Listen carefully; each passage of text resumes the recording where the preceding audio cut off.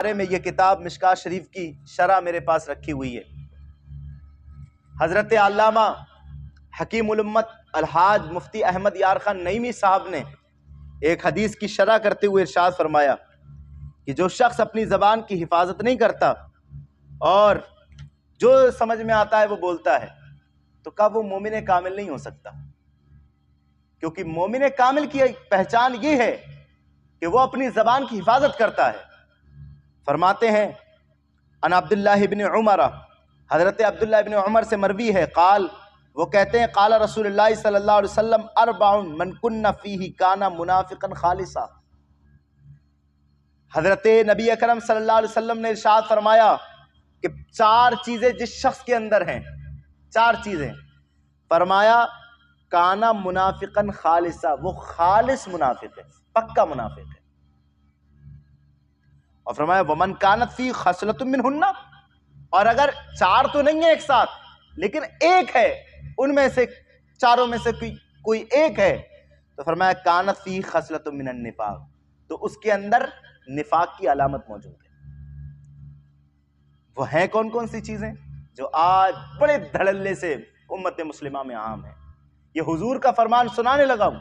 حضور نے فرمایا وہ خالص منافق ہے، خالص منافق ہے جس کے اندر یہ 4 خصلتیں ہیں، اور 4 میں سے اگر کوئی ایک ہے تو وہ منافقت کی علامت اس کے اندر پائی جاتی ہے۔ وہ ہیں کیا کیا؟ فرماتے ہیں حضور صلی اللہ علیہ وسلم اذا تمنا خانہ، پہلی خصلت یہ ہے کہ جب اس کے پاس امانت رکھی جائے تو امانت میں خیانت کر دے۔ انسان نے پیسے رکھنے کو دیے کہ بھائی یہ ہمارا 10 کا نوٹ ہے، سنبھال کے رکھنا۔ اب جیسے ہی وہ رکھ کر چلا گیا، اس نے اپنے کام میں استعمال کر لیا، اب باتیں بتا رہا ہے، تو کہا یہ منافقت کی علامت ہے۔ اذا تمنا خانہ، جب اس کے پاس امانت رکھی جائے تو وہ امانت میں خیانت کرے۔ دوسری وَإِذَا حَدَّثَ كَذَبَ، جب بھی بولے جھوٹ بولے، جب بھی بولے جھوٹ بولے۔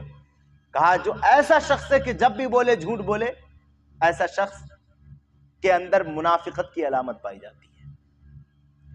آگے فرمایا تیسری خصلت یہ اذا عاہد غدر، جب وعدہ کرے تو وعدہ خلافی کرے، وعدہ کرے تو وعدہ خلافی کرے۔ کسی سے وعدہ کرتے وقت 1000 بات سوچنا چاہیے۔ ہم نے اپنے اساتذہ سے سیکھا ہے کہ جب انہیں کسی امر کے تعلق سے دعوت دی جاتی تھی یا بلایا جاتا تھا تو وہ اس بات میں بھی احتیاط کرتے تھے کہ انشاءاللہ میں آ جاؤں گا۔ اگر انہوں نے جانا نہیں ہوتا تھا وہ کہتے تھے یہ بھی نہ کہو کہ میں چلا جاؤں گا انشاءاللہ آ جاؤں گا، اسے للے میں مت ڈالو۔ اگر تم نے جانا ہے تو صاف طور سے کہو کہ میں آؤں گا آپ کے ہاں، اور نہیں تو عذر کر لو، معافی کر لو کہ آپ کے ہاں تشریف نہیں آ پائے گی۔ اتنی احتیاط علماء کرام فرماتے تھے۔ لیکن آج قرض میں کہ بھائی آج ہمیں پیسے دے دو، ہم 3 دن بعد واپس کر دیں گے۔ اب قرض لے لیا، مہینوں مہینے پتہ نہیں ہے، اب ادھر سے بیچارہ قرض دینے والا دروازے پر ایسے فقیروں کی طرح پھر رہا ہے، اور یہ نوابوں کی طرح کہ آج نہیں ہے کل دے دوں گا، کل نہیں ہے پرسوں دے دوں گا۔ پہلی بات تو اس نے ہیلپ کی، مدد کی، اور اب اسے پریشان ہونا پڑ رہا ہے۔ تو لہٰذا مومن کی یہ شان نہیں کہ وعدہ کرے تو وعدہ خلافی کر دے۔ ارے امام حسین رضی اللہ تعالیٰ عنہ وعدے ہی کے خاطر تو کربلا کے میدان میں پہنچے تھے کہ میں نے خط لکھ دیا ہے۔ آپ کو معلوم ہے مسلم چچا زاد بھائی کو بھیجا تھا پہلے، ان کے ہاتھ پر 40,000 لوگوں نے بیعت کی تھی، لیکن سب نے توڑ دی۔ آپ پر حملہ کیا، آپ کی گردن کو کاٹ کر فصیل پر لٹکایا، آپ کے بچوں کو ڈھونڈ ڈھونڈ کر مارا۔ تو ایک شخص راستے میں ملا تھا جب سفر پہ تھے آپ امام حسین، اور کہا تھا امام کدھر جانے لگے ہو؟ کہا میں نے کوفہ کا رخ کیا ہے۔ کہا کیوں؟ کہا اس لیے کہ میں ان لوگوں نے مجھ سے کہا کہ آپ بیعت لینے آ جاؤ، ہم یزید کے ہاتھ پر بیعت نہیں کریں گے، ہم آپ کے ہاتھ پر بیعت کریں گے، اور اگر آپ نہیں آئے تو قیامت کے دن ہم رب کے سامنے آپ کے بارگاہ میں شکایت کریں گے کہ یہ نہیں آئے تھے، ہم نے تو بیعت کرنا تھی۔ تو کہا لوٹ جائیے، آپ کے بھائی کے ہاتھ میں جنہوں نے پہلے دن 40,000 لوگوں نے بیعت کی تھی، دوسرے دن توڑ رکھی ہے۔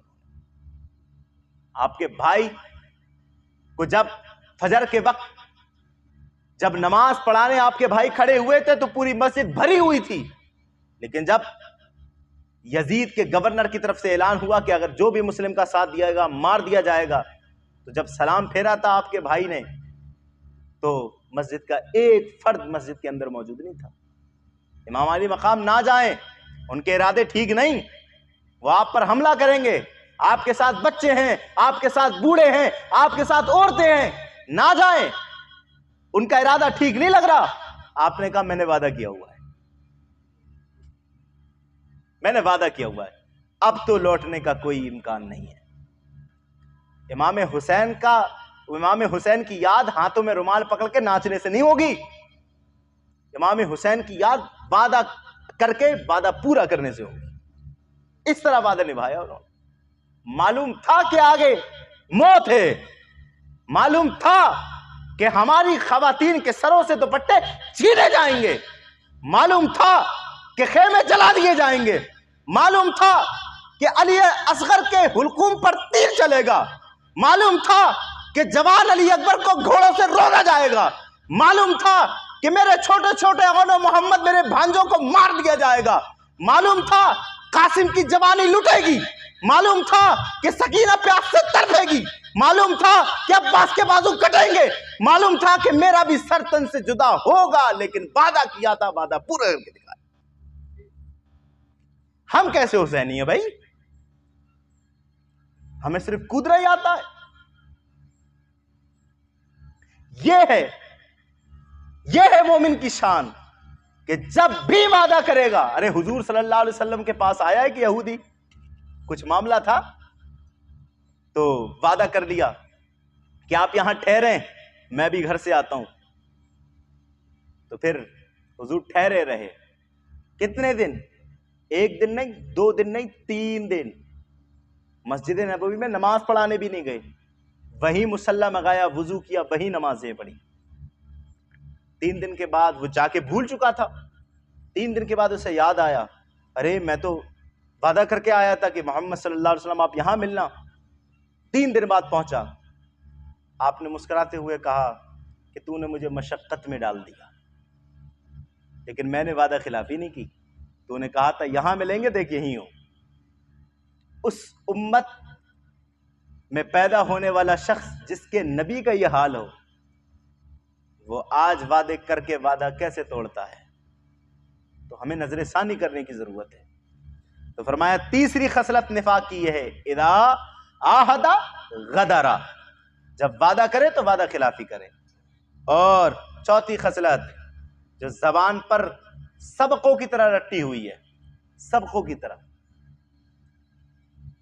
سمجھ میں نہیں آتا کہ کب زبان سے جاری ہو گئی، وَإِذَا خَاصَمَ فَجَرَ۔